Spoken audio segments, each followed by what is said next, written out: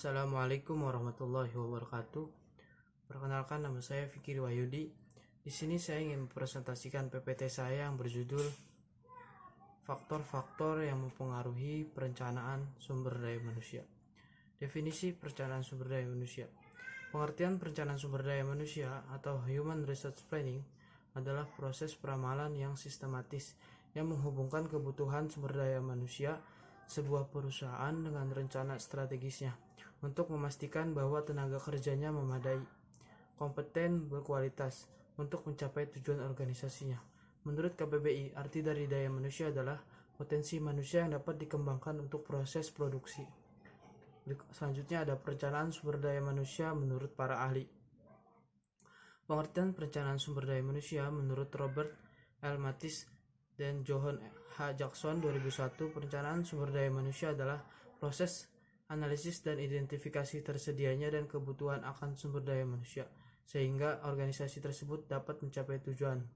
Pengertian perencanaan sumber daya manusia menurut Andrew S. Sikula, perencanaan sumber daya manusia adalah proses menentukan kebutuhan tenaga kerja dan berarti mempertemukan kebutuhan tersebut agar pelaksanaannya berinteraksi dengan renana organisasi. Selanjutnya, pengertian perencanaan sumber daya manusia menurut Mondi dan No 1995, perencanaan sumber daya manusia adalah proses yang sistematis mengkaji keadaan sumber daya manusia untuk memastikan bahwa jumlah dan kualitas dengan keterampilan yang tepat akan tersedia pada saat mereka dibutuhkan. Selanjutnya ada manfaat perencanaan sumber daya manusia. Yang pertama ada mencapai visi dan misi perusahaan. Manfaat perencanaan SDM yang pertama adalah sebagai upaya memenuhi visi dan misi perusahaan. Terkait visi dan misi bisa didapatkan perusahaan lewat pencarian talenta yang tepat serta memiliki dedikasi tinggi oleh pihak HRD. Yang kedua ada meningkatkan produktivitas. Produktivitas tinggi para karyawan menjadi poin penting dalam aktivitas bisnis perusahaan. Tingginya produktivitas dapat mendorong peningkatan pemasukan perusahaan di waktu yang sama. Para klien yang menggunakan produk atau jasa perusahaan akan memperoleh kepuasan dari layanan perusahaan. Ketiga ada menempatkan SDM sesuai tingkat kebutuhan. Manfaat perencanaan SDM selanjutnya adalah membantu perusahaan dalam menempatkan karyawan sesuai kebutuhan dan kemampuannya masing-masing. Dan karena setiap SDM yang dimiliki perusahaan punya keahlian berbeda-beda, perencanaan yang baik dapat membantu perusahaan menempatkan para karyawan sesuai dengan keahlian yang dimilikinya. Selanjutnya ada tujuan perencanaan sumber daya manusia.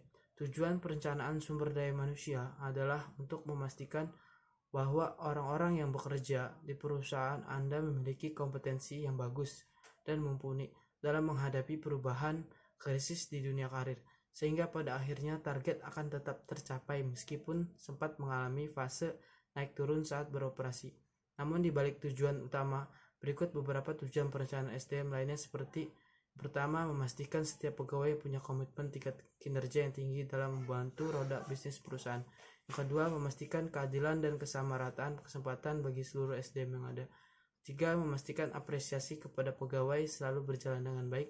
Keempat, menciptakan suasana kantor yang adil dan harmonis. Yang kelima, mempertahankan jalan komunikasi yang baik dan sehat di antara seluruh anggota organisasi atau perusahaan. Selanjutnya ada proses perencanaan SDM. Hadari Nawawi 2001 menggambarkan suatu model proses perencanaan SDM yang membandingkan antara workload analysis atau analisis beban kerja dengan workforce analysis atau analisis kekuatan kerja. Proses perencanaan SDM terdiri dari analisis volume dan beban kerja. Terdiri dari 3 kegiatan sebagai berikut.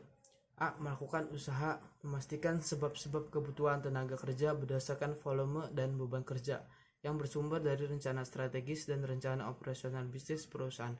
B. Memilih teknik peramalan yang akan dipergunakan untuk menetapkan tenaga kerja yang dibutuhkan, baik secara kuantitatif maupun kualitatif. C. Menetapkan perkiraan kebutuhan tenaga kerja untuk jangka pendek dan jangka panjang. Selanjutnya ada syarat-syarat perencanaan SDM. Yang pertama yaitu harus mengetahui secara jelas masalah yang akan direncanakannya. Yang kedua harus mampu mengumpulkan dan menganalisis informasi tentang sumber daya manusia.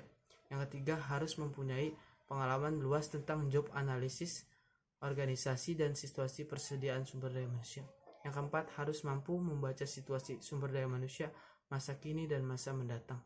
Selanjutnya ada kendala-kendala perencanaan sumber daya manusia. Yang pertama yaitu ada standar kemampuan sumber daya manusia yang pasti belum ada. Akibatnya informasi kemampuan sumber daya manusia hanya berdasarkan ramalan-ramalan atau prediksi saja yang sifatnya subjektif. Hal ini menjadi kendala yang serius dalam perencanaan sumber daya manusia untuk menghitung potensi sumber daya manusia secara pasti. Kedua ada manusia atau sumber daya manusia. Manusia sebagai makhluk hidup tidak dapat dikuasai sepenuhnya seperti mesin. Hal ini menjadi kendala perencanaan sumber daya manusia. Karena itu sulit memperhitungkan segala sesuatunya dalam rencana. Misalnya, ia mampu tapi kurang mau melepaskan kemampuannya. Yang ketiga ada situasi sumber daya manusia, persediaan, mutu, dan penyebaran penduduk yang kurang mendukung kebutuhan sumber daya manusia perusahaan. Hal ini menjadi kendala proses perencanaan sumber daya manusia yang baik dan benar. Keempat, kebijaksanaan perburuan pemerintah seperti kompensasi jenis kelamin, WNA, dan kendala lain dalam perencanaan sumber daya manusia untuk membuat rencana yang baik dan tepat. Selanjutnya ada faktor-faktor yang mempengaruhi perencanaan sumber daya manusia, yaitu ada 4 faktor. Yang pertama faktor eksternal, yang kedua faktor internal, yang ketiga faktor ketenagakerjaan, yang keempat ada faktor lain-lain. Faktor eksternal yaitu persediaan karyawan yang berdasarkan analisa pasar tenaga kerja serta tren kondisi kependudukan, sehingga ada kerjasama antara penyedia tenaga kerja dengan perusahaan dengan menjamin kuantitas dan kualitas karyawan. Faktor ekonomi nasional dan industri. Faktor ini secara langsung berpengaruh rencana strategi atau taktik sebuah organisasi. Faktor sosial, politik, dan hukum. Faktor-faktor ini tidak boleh diabaikan dalam sebuah organisasi, termasuk juga dalam melakukan perencanaan SDM. Faktor ini yang mendapatkan penguasaan bahasa asing, khususnya bahasa Inggris, yang semakin penting dalam berkomunikasi, telah mengharuskan organisasi menjadikan sebagai pertimbangan yang besar pengaruhnya dalam perencanaan SDM. Berikutnya ada faktor internal, yaitu menghitung jumlah para karyawan serta mengevaluasi kemampuan mereka sebagai bentuk adanya kemungkinan untuk penugasan para karyawan untuk mengisi lowongan-lowongan pekerjaan yang akan datang. Rencana strategik dan rencana operasional. Rencana ini tidak mungkin terwujud tanpa SDM yang relevan dan kompetitif. Maksudnya, suatu organisasi harus mempunyai keahlian dalam organisasinya, sehingga mampu menghasilkan produk secara berkualitas. Peramalan atau prediksi, produksi dan penjualan tidak boleh dilakukan secara spekulatif, tetapi harus didasarkan pada data sebelumnya dan survei pasar, agar dapat dilakukan perhitungan yang objektif. Faktor bisnis dan baru dengan memperhatikan lingkungan dan kemampuan, menganalisis dan memanfaatkan informasi, selalu terbuka peluang bagi organisasi. Selanjutnya ada faktor ketenagakerjaan. Dalam menyusun perencanaan SDM, faktor ketenagakerjaan yang perlu dipertimbangkan ialah yang pertama itu pensiun, pemutusan hubungan kerja atau PHK, kehadiran promosi, mutasi, atau pekerja yang diikut sertakan program pelatihan dan pengembangan. Selanjutnya ada faktor lain-lain. Faktor-faktor ini diantaranya itu faktor perubahan demografi, faktor perubahan ekonomi, dan faktor perubahan teknologi. Faktor lain-lain yang mempengaruhi SDM yaitu ada perubahan demografi, perubahan ekonomi, dan perubahan teknologi. Ini ada perubahan demografi, yaitu kesadaran bahwa perubahan yang mendasar sedang berlangsung dalam komposisi populasi dan berakibat terhadap tenaga kerja.